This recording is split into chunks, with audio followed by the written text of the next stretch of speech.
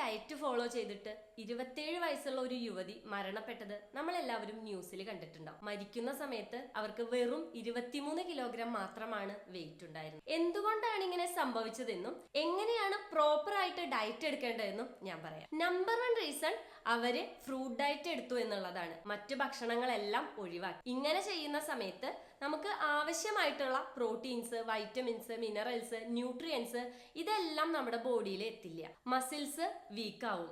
അതുപോലെ തന്നെ organs failure ആവാനുള്ള റീസണും ഉണ്ട്. നമ്പർ 2, ബോഡി തരുന്ന സിഗ്നൽസ് ഇഗ്നോർ ചെയ്തു. ഇങ്ങനെ ഡയറ്റ് എടുക്കുന്ന സമയത്ത് ഓരോ സ്റ്റേജിലും എന്തെങ്കിലും വീക്ക്നെസ്, തളർച്ച, ക്ഷീണം, മുടി കൊഴിച്ചില്, സ്കിന്ന് ചുക്കി ചുളിയ ഇതുപോലുള്ള സിഗ്നൽസ് നമ്മുടെ ബോഡി പുറത്തേക്ക് തരും. നമ്മുടെ നാട്ടിൽ തന്നെ ഒരുപാട് ആളുകളുണ്ട് ഫ്രൂട്ട് ഡയറ്റ് എടുക്കുന്നവര്, ഓട്സ് മാത്രം കഴിച്ചുകൊണ്ട് വെയിറ്റ് ലോസ് ചെയ്യുന്നവര്. എന്നാൽ നമ്മൾ മനസ്സിലാക്കേണ്ട കാര്യം, പ്രോപ്പർ ആയിട്ട് ബാലൻസ്ഡ് ആയിട്ടുള്ള ഭക്ഷണം, നമ്മൾ സമീകൃത ആഹാരം എന്ന് പറയാറുണ്ട്. എല്ലാ തരത്തിലുള്ള ഭക്ഷണങ്ങളും കഴിച്ചുകൊണ്ട് വേണം വെയിറ്റ് ലോസ് എടുക്കാനായിട്ട്. അതല്ലെങ്കിൽ ഏതെങ്കിലും ലൈഫ് സ്റ്റൈൽ ഡിസീസിന് നമ്മൾ ഡയറ്റ് എടുക്കേണ്ടതായിട്ടുള്ളത്.